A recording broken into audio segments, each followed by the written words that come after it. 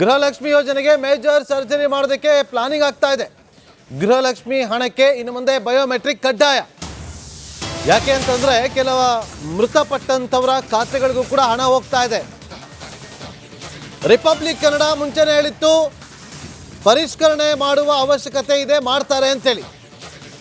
ಈಗ ಅದಾಗ್ತಾ ಇದೆ. ಯೋಜನೆಯಲ್ಲಿ ಮೇಜರ್ ಸರ್ಜರಿಗೆ ಸರ್ಕಾರ ಮುಂದಾಗಿರೋದು. ಹೆಬ್ಬೆಟ್ಟು ಕಣ್ಣುಗಳ ಸ್ಕ್ಯಾನಿಂಗ್ ಮಾಡಿ ಅರ್ಹರನ್ನ ಗುರುತು ಮಾಡಲಾಗುತ್ತೆ.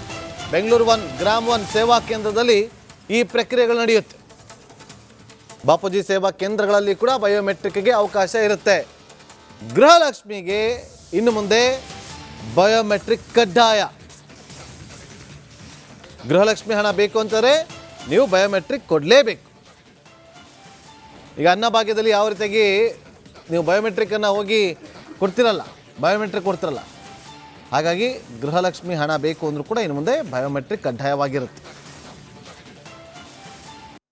ಬಯೋಮೆಟ್ರಿಕ್ ಜೊತೆಗೆ ಇಲಾಖೆ ಕೊಡುವಂಥ ID ಕಾರ್ಡ್ ಕೂಡ ಇಂಪಾರ್ಟೆಂಟ್ ಆಗುತ್ತೆ.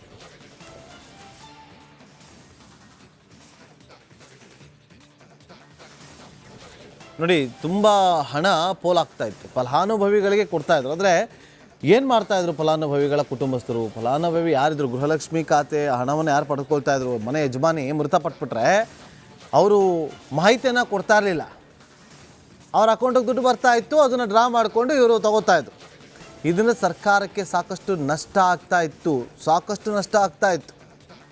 ಹಾಗಾಗಿ ಇಂಥ ಒಂದು ಹೊಸ ಪ್ಲಾನಿಂಗನ್ನು ಮಾಡಿಕೊಂಡು ಇನ್ನು ಮುಂದೆ ಗೃಹಲಕ್ಷ್ಮಿಗೆ ಬಯೋಮೆಟ್ರಿಕ್ ಕಡ್ಡಾಯವನ್ನು ಮಾಡಲಾಗಿತ್ತು. ಆ ಮೂಲಕ ಮೇಜರ್ ಸರ್ಜರಿ ಮಾಡೋದಕ್ಕೆ ಮುಂದಾಗಿರೋದು.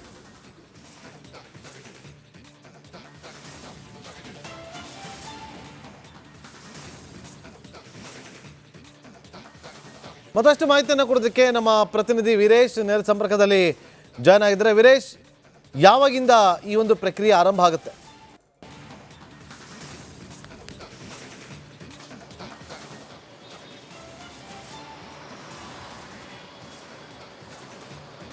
ನಾಗೇಂದ್ರ ಬಾಬು, ಮೃತರ ಅಕೌಂಟ್ಗೆ 2,000 ರೂಪಾಯಿ ಅಮೌಂಟ್ ಹೋಗಿದೆ. ಒಟ್ಟು 1,48,000 ಮೃತರ ಅಕೌಂಟ್ಗೆ ಹೋಗಿದೆ.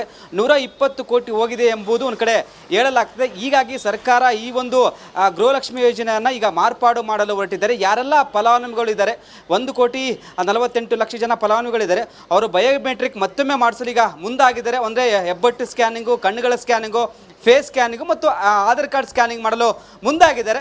ಇವರು 1 ಟೈಮ್ ಬಯೋಮೆಟ್ರಿಕ್ ಮಾಡಲೇಬೇಕಾಗುತ್ತೆ. ಇದರಿಂದ ಯಾರು ಮೃತರು, ಯಾರು ಫಲಾನುಭವಿಗಳು ಎಂಬುದು ಗೊತ್ತು ಮಾಡಲು ಈಗ ಮುಂದಾಗಿದ್ದಾರೆ. ಹೀಗಾಗಿ ಯಾಕಂದರೆ ಇದು ತುಂಬ ಮಿಸ್ಯೂಸ್ ಆಗ್ತಿದೆ. ಹೀಗಾಗಿ ಇಲ್ಲ ಒಂದು ಕಡೆ ಈಗ ಸರ್ಕಾರ ಈಗ ಈ ಒಂದು ಮುಂದಾಗಿದೆ. ಯಾಕಂದರೆ ಒಂದು ಕಡೆ ಅಧಿಕಾರಿಗಳು ಪರಿಶೀಲನೆ ಮಾಡುವಾಗ ಈ ಒಂದು ವಿಷಯಗಳು ಬಯಲಾಗಿದೆ. ಮತ್ತೊಂದು ಕಡೆ GST ಮತ್ತು IT ಕಟ್ಟಿದವರು ಸಹ ಒಂದು ಕಡೆ ಅವರಿಗೆ ಅಕೌಂಟಿಗೆ ಹಣ ಹೋಗ್ತಿದೆ. ಮತ್ತೊಂದು ಕಡೆ ಆಧಾರ್ ಅಪ್ಡೇಟ್ ಮಾಡದವರಿಗೆ ಅಮೌಂಟ್ ಹೋಗ್ತಿದೆ ಎಂಬುದು ಒಂದು ಕಡೆ ಹೇಳಲಾಗ್ತದೆ. ಹೀಗಾಗಿ ಸರ್ಕಾರ ಈ ಒಂದು ಬಯೋಮೆಟ್ರಿಕ್ ಮಾಡಲು ಇನ್ನೇನು ಮುಂದಿನ ದಿನಗಳಲ್ಲಿ ಈ ಒಂದು ಹೊಸ ವ್ಯವಸ್ಥೆ ಮಾಡಲು ಮುಂದಾಗಿದ್ದಾರೆ. ಮತ್ತೊಮ್ಮೆ ಏನು ಗೃಹಲಕ್ಷ್ಮಿ ಫಲಾನುಭವಿಗಳು ಬಯೋಮೆಟ್ರಿಕ್ ಮಾಡಲೇಬೇಕಾಗುತ್ತೆ. ಹೆಬ್ಬೆಟ್ಟು ಸ್ಕ್ಯಾನಿಂಗು, ಕಣ್ಣು ಸ್ಕ್ಯಾನಿಂಗು ಮತ್ತು ಫೇಸು ಆಧಾರ್ ಸ್ಕ್ಯಾನಿಂಗ್ ಮಾಡಲೇಬೇಕಾಗುತ್ತೆ. ಅದಾದ ನಂತರ ಫಲಾನುಭವಿಗಳಿಗೆ ಹಣ ನೀಡಲು ಈಗ ಸರ್ಕಾರ ಮುಂದಾಗಿದೆ. Nagendra Babu. Okay, thank you Veeresh, ನಿಮ್ಮೆಲ್ಲ ಮಾಹಿತಿಗಾಗಿ.